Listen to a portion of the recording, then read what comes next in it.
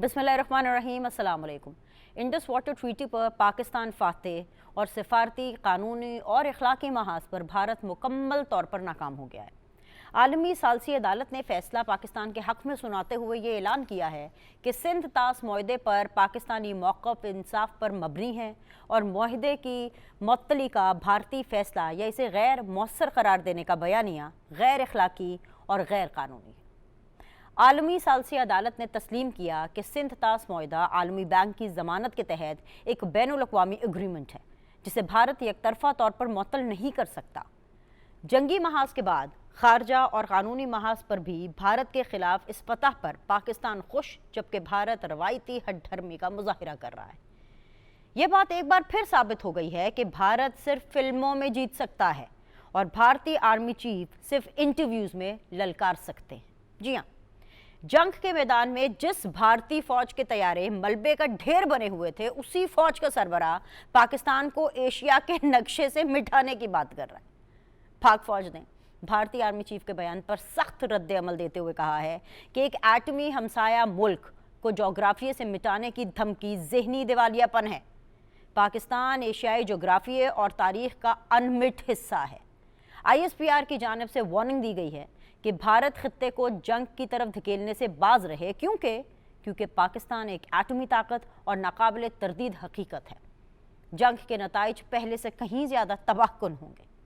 अगर अमरीका और ईरान के दरमियान कशीदगी की बात करें तो खबरें हौसला अफजा बिल्कुल नहीं है। अमरीका एक बार फिर ईरान पर हमलों की तैयारी कर रहा है और अमरीकी सदर डोनाल्ड ट्रंप ने ईरान को सख्त नताइज की धमकी देते हुए 5 सख्त शराइत मुकर्रर कर दी हैं। अमरीका ने ईरान को जंगी नुकसान का मुआवजा देने से दो टोक इनकार करते हुए अफजूरदा यूरेनियम को मुंतकिल करने और एक जोहरी तनसीब तक महदूद रहने का मुतालबा कर दिया है। अमरीका ने ईरान के मुंजमद असासों को रिलीज़ करने से इनकार करते हुए सिर्फ 25% तक नरमी पर आमादगी जाहिर की है। ईरान भी अमरीकी शराइत को मानने से मुसलसल इनकारी है, मगर वज़ीर आज़म शहबाज शरीफ अभी तक अमरीका ईरान मुआहदे के लिए पुरुमीद हैं और बतौर सालिस अपनी कोशिशें जारी रखे हुए हैं। आज अपने इस प्रोग्राम में हम डिस्कस करेंगे कि आलमी क्राइसिस के इस माहौल में भी मुल्की सियासत प्रोपेगेंडे का शिकार क्यों हो रही है और नई कानून साजी से मुतालिक गैर ज़रूरी मुबाहिसों के पीछे आखिर क्या मुहर्रिकात हो सकते हैं। ये सब कुछ इस ब्रेक के बाद।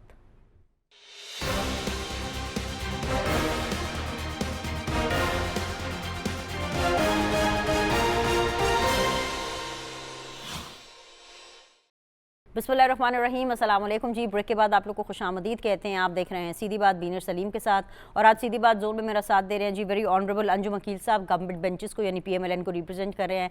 बहुत बहुत शुक्रिया सर ज्वाइन करने के लिए। मेरा साथ दे रहे हैं वेरी ऑनरेबल अजहर सदीक साहब जो कि पाकिस्तान तहरीक इंसाफ को रिप्रेजेंट कर रहे हैं। बहुत मेहरबानी सर ज्वाइन करने के लिए। And of course very dynamic Raza Haroon साहब हमारे साथ हैं, of course Pakistan People's Party को रिप्रेजेंट कर रहे हैं। बहुत बहुत शुक्रिया रज़ा भाई ज्वाइन करने के लिए।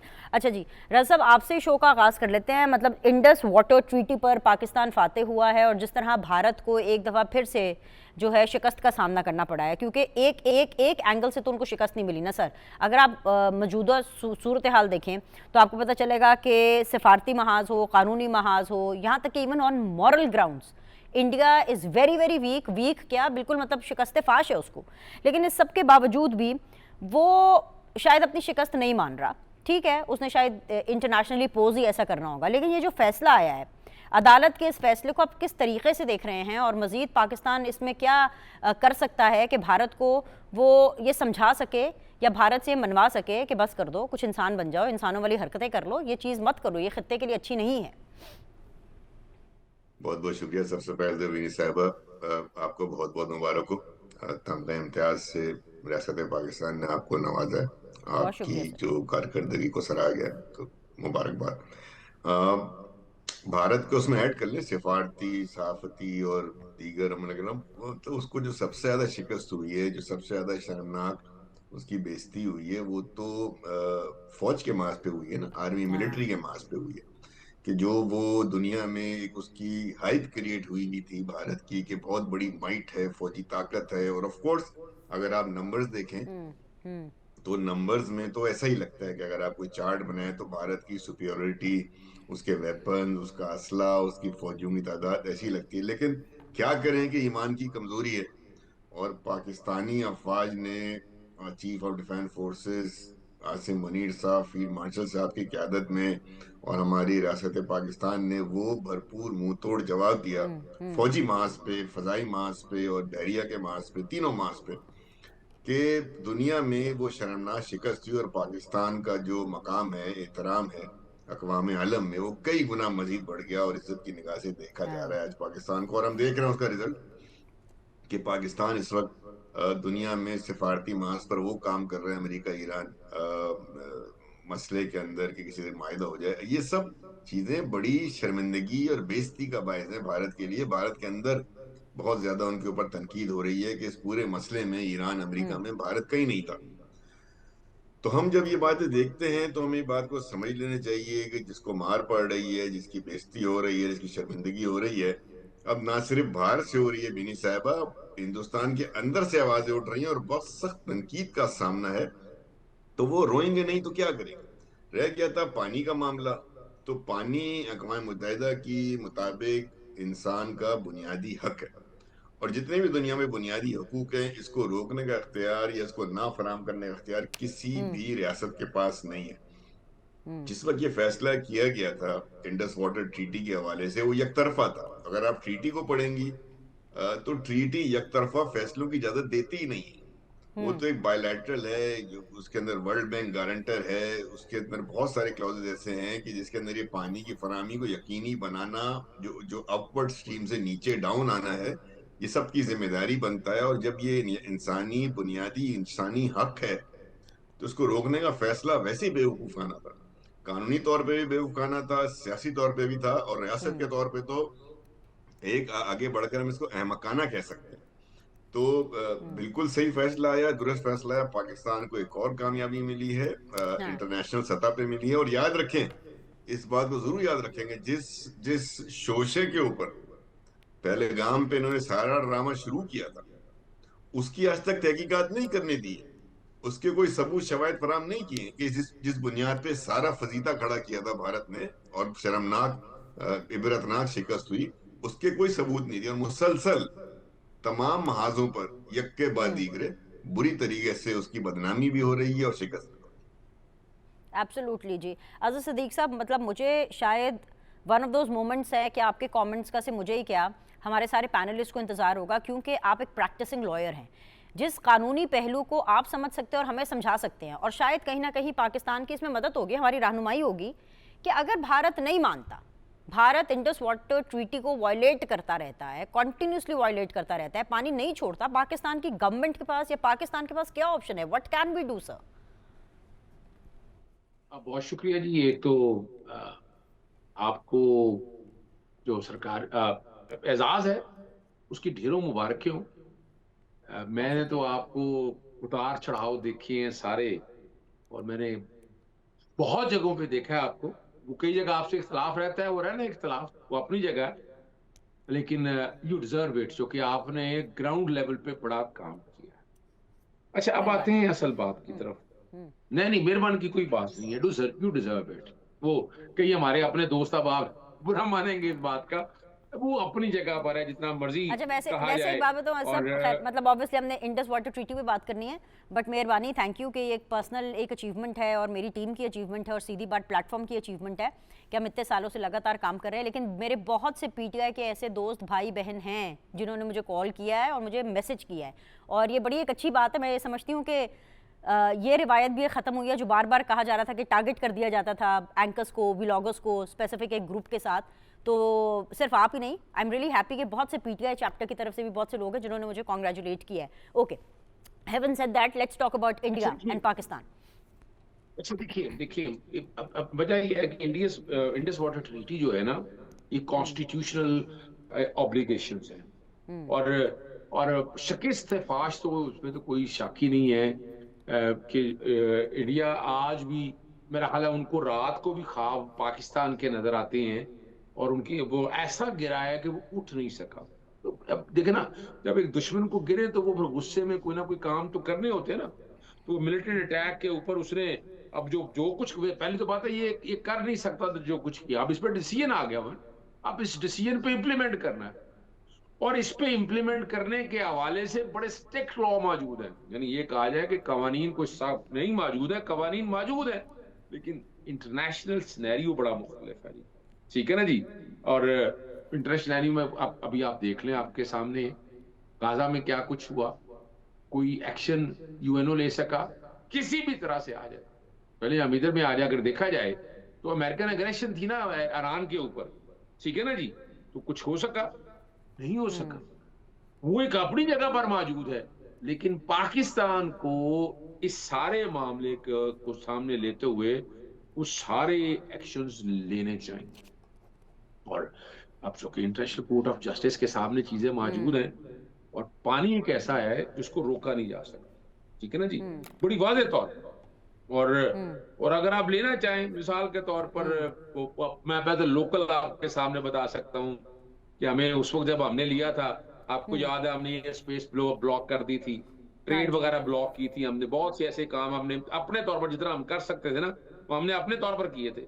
लेकिन इसके लिए आगे जो है ना, अक़वाम मुत्तहिदा के अंदर के ये, चूंकि जब आप इंटरनेशनल कन्वेंशन नहीं मानते हैं तो आपके सर्टेन राइट्स है, वो राइट्स खत्म कर सकते हैं, वो आपको बैकफुट पे ले जा सकते हैं। तो उस कॉन्टेक्स्ट के हवाले से पाकिस्तान को इस मामले को टेकअप करना चाहिए, और इस हवाले से सीरीज। और दूसरा, इसके साथ साथ एक एलिमेंट और बड़ा जरूरी है जो आपके सामने मैंने रखना है कि इंडस वाटर कमीशन के हवाले से जो परमानेंट कमीशन होना है, जो मसाइल अब आगे आपके लिए पैदा आने चाहिए, तो पाकिस्तान के अंदर जो है ना, वो सीट खाली पड़ी हुई है। मैं लिख चुका हूं, मैं 2 दफा लिख चुका हूं कि सीट को, ये परमानेंट सीट है, इसमें बाकायदा अपॉइंट करें आप, और इस सारे मामले को लेकर चलें। और इस पे देखिए, किसी पार्टी का इशू है ही नहीं है, ये तो पार्टी का इशू है ही नहीं, ये तो मेरे मुल्क का इशू है। तो इसलिए इस सारे मामले को सामने रख के, और मैं समझता हूं कि इस पे हर्ज क्या है कि इस वाले इशू को इंडिया को बैकग्राउंड पर देखे ना, ये मैं एक रास्ता दे रहा हूं, जब आप सियासी जमातें आपस में बैठकर बात कर सकती हैं, इन्हीं इश्यूज के ऊपर आए, ऑल पार्टीज कॉन्फ्रेंस बनाए, कौम को इकट्ठा करे, तमाम सियासी जमातें आएंगी, पाकिस्तान तहरीक इंसाफ भी आएगी, याद रखिएगा। मैं नहीं समझता कि सारे मामले में जब इसमें आप इकट्ठे आएंगे कि इस वाले मामले को लेके चलना है, आगे कैसे लेके जाना, पूरी दुनिया को आवाज भी जाएगी कि इस वाले मामले के ऊपर पूरी कौम खड़ी है। वो बाकी मामला में देखिए, वो तो हमारे इख्तलाफात हैं, वो रह रहे हैं, और वो हमने राइट एक्सरसाइज करते रहेंगे। लेकिन कुछ ऐसी चीजें हैं, ये मैं फूड फॉर थॉट नहीं दे सकता ना मौजूदा हुकूमत को, थोड़ा सा अगर माइंड में चीजें हो ना, तो बहुत से ऐसे मामला है कि जहां अच्छा, जो आपका फूड फॉर थॉट है ना सदीक साहब, मैंने उसके ऊपर डिस्कस बिल्कुल करना है। आइडिया बड़ा ज़बरदस्त है, और मुझे पता नहीं क्यों लग रहा है कि शायद ये आइडिया काम भी कर जाए। I will just let you know in a little bit. अभी पहले ज़रा मैं भारत का एक और पहलू ज़रा डिस्कस कर लूँ, और फिर ईरान अमेरिका के ऊपर भी गुफ्तगू करनी है, और फिर मैं आपकी इसी पॉइंट के ऊपर बात करूँगी आगे चल के प्रोग्राम में। Just hold the thought for a bit.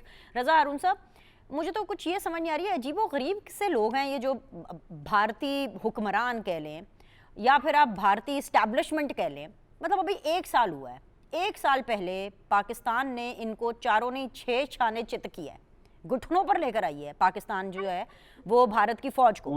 अब वो जो भारत की फौज है, जिसके ना तैयारे काम किए, जिसकी ना फौज काम की, वो उनके जो चीफ हैं वो बैठ करके पाकिस्तान को जोग्राफी से मिटा देंगे और पता नहीं क्या क्या क्या क्या मुगलजात जो हैं वो बता रहे थे।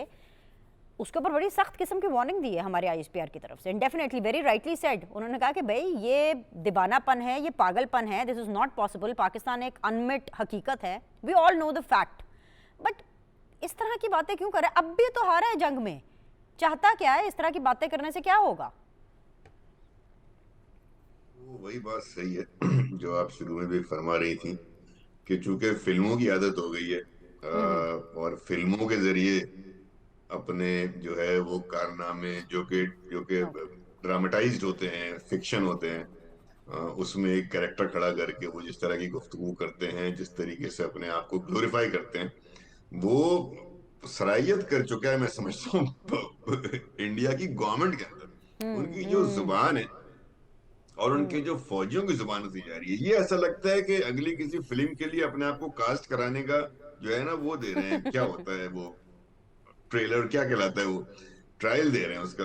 ये जुबान मतलब कोई जुबान है? कोई अक्लमंद आदमी ऐसी बात करता है? और फिर आप एक फौज के सरबराह हैं, जिस तरह की आप गुफ्तगू फरमा रहे हैं, ये किसी फिल्मी डायलॉग के लिए या अपने किसी रेजिमेंट वेजिमेंट से गुफ्तगू करते हुए उनका कोई दिल बड़ा करने के, बड़ा मोरल डाउन होगा, आप इस बात को भी समझे। कि जो जो फौज का इतना उन्होंने अपना नाम बना रखा था, हाइप क्रिएट कर रखी थी, उस पूरी फौज का और खासतौर पर उनकी फदाइया का जो हाल किया, अभी तो शुक्र अदा करें ये कि पाकिस्तान के हमारे जो शाहीन हैं वो रुक गए, वरना तो उस वक्त उनका प्रोग्राम ये था और उनके पास उनकी टारगेट पे पूरी की पूरी फदाइया के तैयारी थे, इनके सब गिरा दिए जाते। लेकिन उन्होंने रोक लिया, अपने आप को कन्फाइन किया, रिस्ट्रेन किया और वापस आ गए। तो जो सोचे कितना मोरल इनका हिट हुआ होगा, कितनी जहनी कर्व और नफ्सियाती तौर पर वो नफ्सियाती मरीज बन चुके होंगे कि वो इस तरह की हाँ, बातें कर रहे हैं। हाँ, अब उनको जो जबान है जिस तरह की वो कर रहे हैं, ठीक है, हमारे आईएसपीआर ने जवाब दे दिया, लेकिन मुनासिब ये है कि हम कोई अच्छा सा कोई साइकियाट्रिस्ट देखें, नफ्सियाती माहिर देखें, भारत के अंदर ही देख लें, सुना है बड़े वहां इस तरह के माहिरीन होते हैं, उनसे इन सब का बाकायदा इलाज करवाया जाए। क्योंकि अब ये फिट फॉर द जॉब नहीं रह गए हैं, ये अपनी रियासत को नुमाइंदगी करने के अहल नहीं रह गए हैं। तो ये जहनी मरीज और जहनी कर्ब का जो इजहार कर रहे हैं, अपनी फ्रस्ट्रेशन का। देखें बेनी साहबा, बहरहाल इंडिया की एक पॉपुलेशन है ना, बिलियंस के अंदर, अरबों में। बिल्कुल। उनको ये सोचना पड़ेगा कि भाई हमारे जो कर्ता धर्ता हैं, हमारे जो माता पिता हैं, हमारे जो भगवान हैं, वो हमारे साथ करेंगे क्या अगर उनके जहन की कैफियत ही है। ये तो किसी वक्त भी कोई बेवकूफी का अमल कर सकते हैं, तो ये बड़ी हुँ, डेंजरस बात है। इसको लाइट ले लेना भी ठीक है, और साथ में इसका नोटिस लेकर के दुनिया की तवज्जो इस तरह दिलवाना अच्छा बयान है आईएसपीआर का, इंटरनेशनल कम्युनिटी की तवज्जो इस तरह दिलवाना कि देखें, एक न्यूक्लियर पावर, उसका फौज का सरबराह, उसका वजीर आजम, उसके वजीर दाखिला, वजीर दिफा जब पब्लिकली आते हैं, तो चूंकि एक शिकस्त की मार खाई हुई है, उस चोट का जख्म इतना ताजा है, इतनी ज्यादा दर्द है उनकी आवाज में और उनके कर्ब में मुब्तला है कि वो ऐसी बातें करते हैं, तो ये कहीं खित्ते के अंदर कोई अनसर्टिनिटी ना क्रिएट कर पाए अपनी बेवकूफी हाँ, के अंदर। इनको इनको इनको नोटिस लेके इनको रोकने की जरूरत है, इनको सख्त शटअप कॉल देने की जरूरत एब्सोल्युटली, बिल्कुल। वो एक शटअप कॉल तो आईएसपीआर ने डेफिनेटली दिया, पता नहीं उसका इन पे असर होता है कि नहीं होता। असर हो जाएगा तो अच्छी बात है, नहीं तो फिर से है। फिल्म आपको बना तो पता देंगे है ना हम लोगों ने चूड़ियाँ वो तो थोड़ी ना फौरन पहनी एक हुई है नई सर। फिल्म बनाएंगे, एक नई जी, जी। फिल्म बनाएंगे, एक पोस्टर बनाएंगे और शुरू हो जाएंगे। उन लोगों का तो यही काम है। अंजुम अकील साहब, बहुत बहुत शुक्रिया साथ बने रहने के लिए। अभी यहाँ पे जो डिस्कशन हो रही है वो हो रही है इंडस वाटर ट्रीटी की, जो कॉन्टिन्यूस वायलेशन भारत कर रहा है। पाकिस्तान के ऑप्शंस क्या हैं, डेफिनेटली क्या सोच रहा है पाकिस्तान, बिकॉज इस टाइम पर अंजुम अकील साहब आप सुन रहे हैं मुझे? जी जी मैं सुन रहा हूँ जी। ओके, अंजुम अकील साहब, बिकॉज इस टाइम पे सारा फोकस पाकिस्तान पर है। एक तरफ अमेरिका और ईरान की जंग है, जहां से अभी अपेरेंटली तो कुछ खुशखबरी नहीं आ रही है, और खबरों की माने तो वो तो ये कहा जा रहा है कि जी अमेरिका फिर से तैयारी कर रहा है दोबारा ईरान के ऊपर हमला करने के लिए। बट प्राइम मिनिस्टर शहबाज शरीफ साहब यकसुई से अपनी जो डिप्लोमेसी और अपनी जो सिफारती ताल्लुकात हैं उनका इस्तेमाल करते हुए अभी भी कोशिश कर रहे हैं कि किसी ना किसी तरह से एक मुकम्मल तौर पर सीज फायर हो जाए। एक तो ये वाला प्रेशर ऑफ कोर्स पाकिस्तान के ऊपर है, दूसरा भारत अपनी हटधर्मी से बाजी नहीं आ रहा। तो इन दोनों चीज़ों को लेकर के आप क्या समझते हैं कि हुकूमत के पास कितने ऑप्शंस हैं, या पाकिस्तान के पास क्या क्या ऑप्शंस हैं जो वो एक्सरसाइज कर सकते हैं इन दोनों मामलात में, भारत को लेकर के भी और अमेरिका ईरान के वाक़े के अंदर भी? बिस्मिल्लाहिर्रहमानिर्रहीम। देखें जी, भारत के जो गीदड़ बड़कियां बाकी रह गई हैं। देखें जिस तरह उनको 10 मई को शिकस्त हुई है, और वो शिकस्त मेरे ख्याल में पाकिस्तान की नहीं बल्कि दुनिया की तारीख में लिखी जाएगी कि एक छोटे मुल्क ने इतने बड़े मुल्क को जिस तरह शिकस्त दिया, और उसको एक इंटरनेशनल पावर को, अमेरिका को दरख्वास्त करनी पड़ी कि ये जंग रुकवाएं। तो ये पूरी दुनिया के सामने है, ये कोई छपी रुकी बात नहीं है। अब वो अपने लोगों को मुतमिन करने के लिए ये बब्बियां मार रहे हैं। अल्हम्दुलिल्लाह पाकिस्तान के पास न्यूक्लियर ताकत तो है ही है, जो मैं समझता हूँ ये भी अल्लाह ताला की बड़ी नेमत है कि जो 28 मई को मियां मोहम्मद नवाज ने ये जब एटमी धमाके किए, तो उस वक्त पूरी दुनिया में अल्लाह अकबर के नारे लगे, और आज पाकिस्तान इंशाल्लाह इसका दफा नाकाबिल तस्वीर है। ठीक है। ये जो हिंदुस्तान में अब जो बातें हो रही हैं, मैं समझता हूँ उनकी मायूसी की इंतहा हो चुकी है। देखे ना, ये वो इस दफाई महाल पर भी शिकस्त खा चुके हैं, और अब खारजी और सफारसी महाल पर भी बुरी तरह शिकस्त खा चुके हैं। वो दुनिया में बिल्कुल सफारसी लिहाज से अकेले रह गए हैं। तो इस लिहाज में ईरान उनका एक बहुत बड़ा के हमायती मुल्क था, उनका बड़ा आपस में कारोबार थे, लेकिन मुश्किल वक्त में उन्होंने ईरान का कोई साथ नहीं दिया। जबकि उनके सुप्रीम लीडर शहीद हो गए, तो उन्होंने अफसोस था कि उसको मजम्मत तक नहीं की। इसके बाद आपके सामने है कि उनकी हाँ एक एक्सरसाइज के लिए लोग गए थे ईरानी, तो वापस आ रहे थे हिंदुस्तान के अंदर गए थे, जब वापस आ रहे थे तो उनको सबको जो है शहीद कर दिया गया। तो हिंदुस्तान ने कोई उसकी मजम्मत नहीं की और कोई वहाँ आकर उनको रेस्क्यू करने की कोशिश नहीं की। तो ये उनकी एक सफारती तन्हाई की एक मैं समझता हूँ अरूज है। इसके बाद ईरान कभी भी उन पर एतमाद नहीं करेगा। इसी तरह बाकी ममालिक भी जो हैं वो भी हिंदुस्तान से काफ़ी दूर हो चुके हैं, जो उनके साथ तल्कात रखना चाहते थे। और बाकी जो अभी आप कह रही हैं कि पाकिस्तान के अंदर के मामला, अल्हम्दुलिल्लाह पाकिस्तान के अंदर के मामला बड़े अच्छे हैं। और आपको पता है कि अमेरिका और ईरान की जंग जो जिस तरह हमने रुकवाई है वो भी पूरी दुनिया के सामने है। और फिर आज इन तक जो भारतीय तक हमारी बातें हो रही हैं मुख्तलिफ ममालिक के साथ, और उसमें ईरान भी शामिल है, उसमें अमेरिका भी शामिल है। आप देखेंगे कि जल्द इंशाल्लाह ये जो इंजाम होगा इस जंग का वो पाकिस्तान की सरजमीन पे होगा। और इंशाल्लाह वज़ीर-ए-आज़म शहबाज शरीफ और फील्ड मार्शल आसिम मुनीर साहब की क़यादत में होगा इंशाल्लाह, और ये इज़्ज़त पाकिस्तान को मिलेगी। मैं अल्लाह ताला से उम्मीद करता हूँ कि ये अब इंशाल्लाह दोबारा जंग नहीं होगी, अब इंशाल्लाह इसका इख्तिताम होगा और वो पाकिस्तान की सरजमीन पर होगा। इंशाल्लाह ताला आमीन सुम्मा आमीन के ऐसे ही हो। ये जो आपका दुआया तज्जिया था बड़ा ज़बरदस्त, और मैं दुआ करती हूँ कि आपकी दुआ अल्लाह ताला ज़रूर सुने और ऐसा ही हो। आपने जब अंदरूनी मामलात की बात की तो अब से थोड़ी देर पहले, पता नहीं आपने अंजुम गिल साहब सुना कि नहीं सुना, बिकॉज आपके साथ ज़रा कनेक्शन थोड़ा जिटरी था, बट अज़हर सदीक साहब ने एक फूड फॉर थॉट दिया था हुकूमत को। मुझे तो वैसे बड़ा अच्छा लगा, उन्होंने ये आइडिया दिया। उन्होंने कहा भाई पाकिस्तान का मामला है, PTI भी इसके अंदर बिल्कुल शामिल होगा, आप एक ऑल पार्टी कॉन्फ्रेंस बुला लें और तमाम पार्टीज को कॉन्फिडेंस में ले और PTI उसमें आएगी। आइडिया बुरा नहीं है वैसे अंजुम अकील साहब। Lost the contact, same goes to Raza Haroon साहब। मैं चाहूंगी आप इसको रिस्पॉन्ड कर दें। Idea is not bad, government should implement on it. अच्छा, ये ऑल पार्टीज और किस सब्जेक्ट के ऊपर बताई थी अजहर भाई ने? यही जो हालात चल रहे हैं भारत के साथ, जो इंडस वाटर ट्रीटी के मामला और अमेरिका और ईरान के साथ जो मामला चल रहे हैं, कह रहे हैं क्योंकि पाकिस्तान की बात है तो व्हाई नॉट। नहीं, मैं समझता तजवीज अच्छी है लेकिन जरूरत नहीं है, क्योंकि इंडस अच्छा। वाटर ट्रीटी एक ट्रीटी है, एक साइन ट्रीटी है, लिखत में चीज है।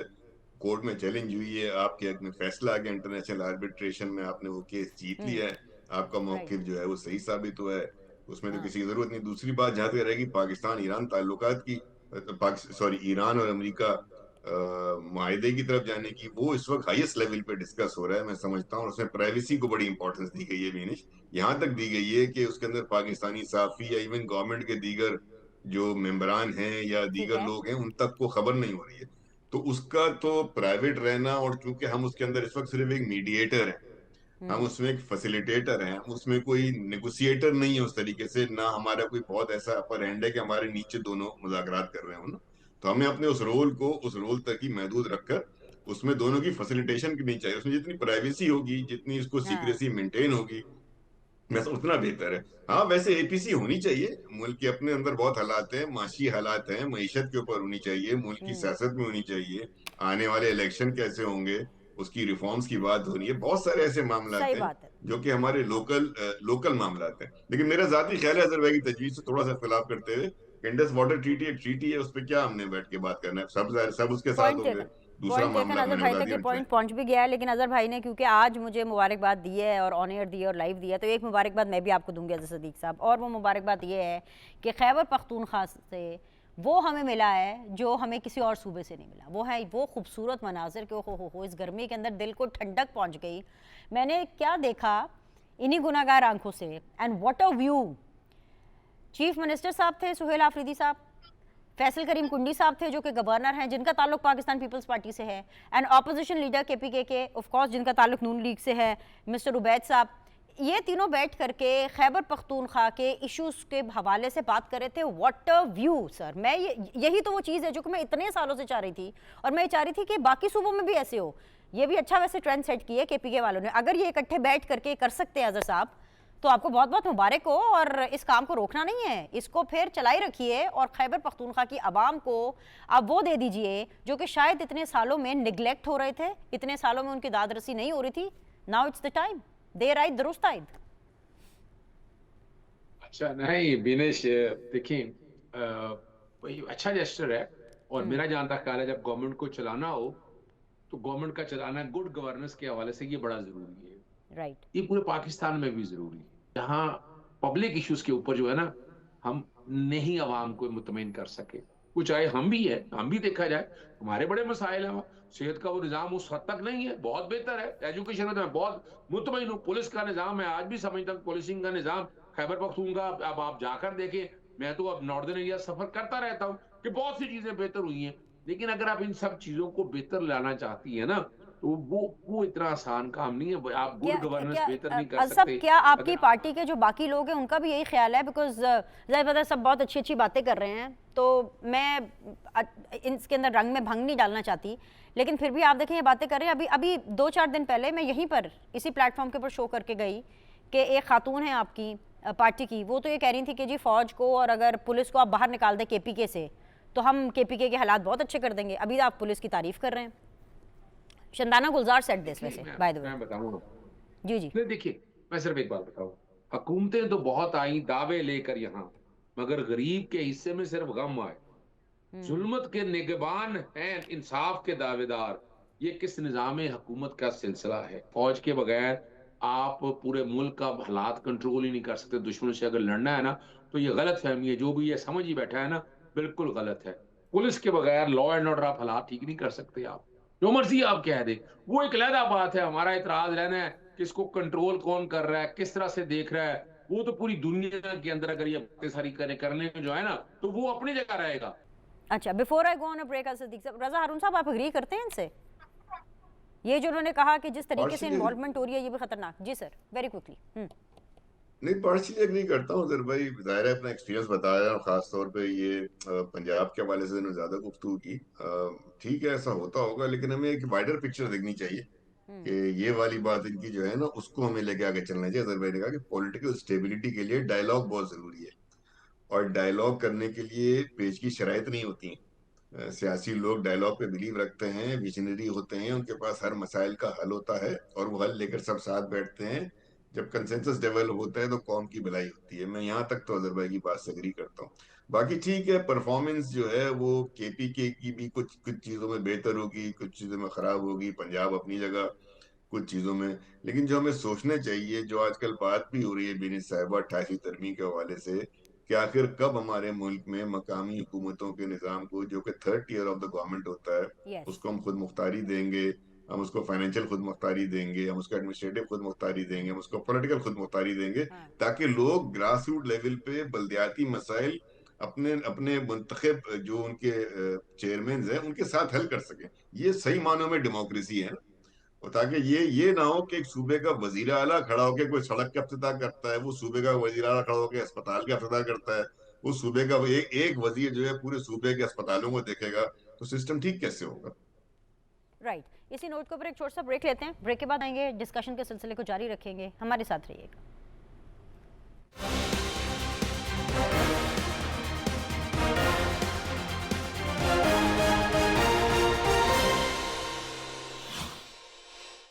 वेलकम बैक जी। अंजुम अकील साहब हमारे साथ मौजूद हैं, अजहर सिद्दीक साहब हमारे साथ मौजूद हैं, रजा हारून साहब हमारे साथ मौजूद हैं। अंजुम अकील साहब, इस पूरे इंटरनेशनल क्राइसिस के दौरान भी जहाँ पर पाकिस्तान को इंटरनेशनली जो है चीज़ों को बड़े सीरियसली एड्रेस करना है, यहाँ पर मैं देख रही हूँ कि मुल्की सियासत के हवाले से प्रोपेगेंडे जारी सारी हैं। अभी नई चीज़ क्या है, ये पिछले कुछ दिनों से मार्केट में, सियासी मार्केट में, वो तरमीम को लेकर के, नई कानून साजी को लेकर के इतने अजीबो गरीब किस्म की बहस हो रही है, मुबाहिसे हो रहे हैं। ये प्रोपेगेंडा, ये बहस, मुबाहिसे, ये कहाँ से निकल रहे हैं सर? असल में हकीकत यह है कि ये भी एक अपोजिशन की बुखलाहट है जो इंतशार डालने की कोशिश करती है। देखें, जब ये झंडा आएगा तो तमाम पार्टियों को एतमाद में हम लेंगे। और ये भी आपको बताऊं कि ये 28th अमेंडमेंट जो है वो बगैर अपोजिशन के 2/3 मेजॉरिटी के पास नहीं हो जी। पार्टी और हमारी तमाम कोलिशन जमातें हमारे साथ होंगी, और वो तब भी होंगी जब हम सबको एजेंडे पे एतमाद में लेंगे। बाकी ये जो इंतशारी पार्टियां हैं मुख्तलिफ तरीके से इंतशार पर फैलाने की कोशिश करती हैं, इनको अल्टीमेटली आप देखेंगे मायूसी होगी। और ये 28th अमेंडमेंट भी वो पास होगी जिसमें मुल्क का फायदा है, इसमें किसी की ज़ात का मसला नहीं है। ये मुल्क का जिसमें फ़ायदा है, और मुल्क का फ़ायदा इसी में है कि आज जो मुल्की हालात है, आप पूरे पाकिस्तान के लोग सब जानते हैं कि आज हमारा दफा के अखराजात कितने ज़्यादा हो चुके हैं और हमारी फ़ौज किस तरह मुख्तलिफ महाजों पे मुल्क के अंदर दहशत गर्दी है उस पर भी लड़ रही है, वो भी आपके सामने है।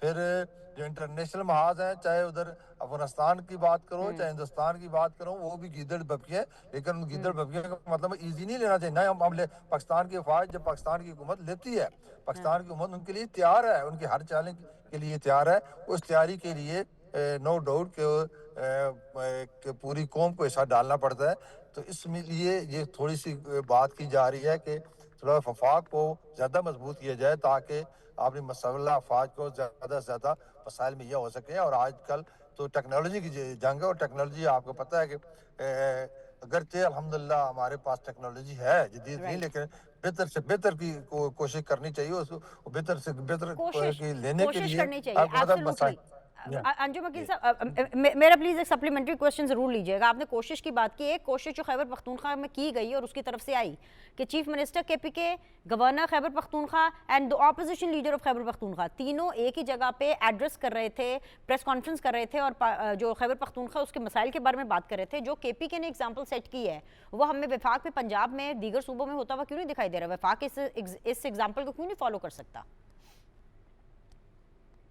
नहीं वफाक उन्होंने कौन से एग्जाम्पल किया केपी के लिए? क्या उन्होंने केपी के लिए कोई बड़े काम किए? मुझे तो कोई नजर नहीं। आप बता रही हो एग्जाम्पल उन्होंने केपी के लिए बनाई है। मैं तो ये देख रहा हूँ वहाँ तो मायूस हैं, वहाँ पे तो कोई हकूक नहीं मिल रहे। वहाँ तो वो कहते हैं कि हम क्या इधर सीएम और है और पंजाब में जो सीएम है वो उसका क्यों नहीं मुकाबला कर सकते? मसाइल वही पंजाब के पास थे जिससे जो बुज़दार के पास थे, लेकिन बुज़दार ने पाकिस्तान पंजाब के लिए कुछ नहीं किया।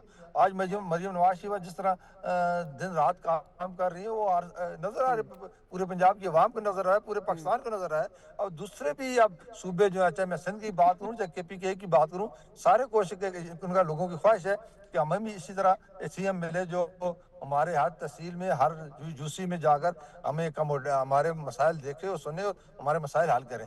तो KPK में कौन सा जो आप मुझे बता रही है नया उधर आया है? मुझे तो कोई नजर नहीं आया, कोई ऐसी तब्दीली नजर आई। मुझे तो वहाँ रोते हुए नजर आ रहे हैं। वहाँ के ठीक हालात है, जवाब ले देती हूँ। मुझे लगा था आज का शो बड़े प्यार मोहब्बत से होगा, लेकिन नहीं हो सकता भाई। अजहर सिद्दीक साहब, क्या हो गया भाई? ये कौन सी इतनी बड़ी चीज कर दी? अवाम रो रहे हैं, अवाम तड़प रहे हैं। This is what the federal government and this is what PMLN thinks. Sir, ये पंजाब की जो चीफ मिनिस्टर साहिब है उनकी तारीफें हो रही हैं। वो कह रहे हैं काम वो होता है जो पंजाब में हो रहा है। जी सर, सुन तो लिया आपने उनका मौकफ, जवाब दीजिए।